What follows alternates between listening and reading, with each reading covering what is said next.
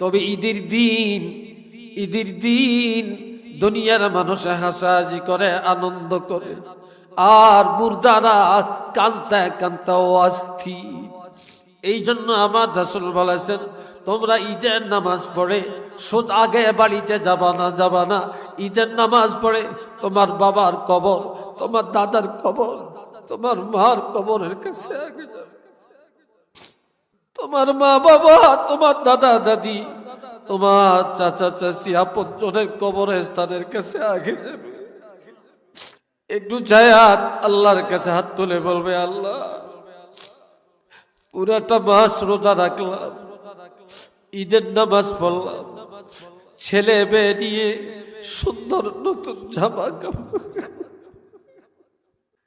ও আল্লাহ কত সুন্দর খানা খাইলাম।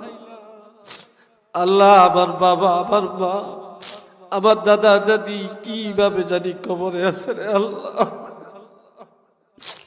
আল্লাহ আজকের এই দিনে তুমি তাদের কান্নাটা থামিয়ে দাও। আল্লাহ তাদের কবর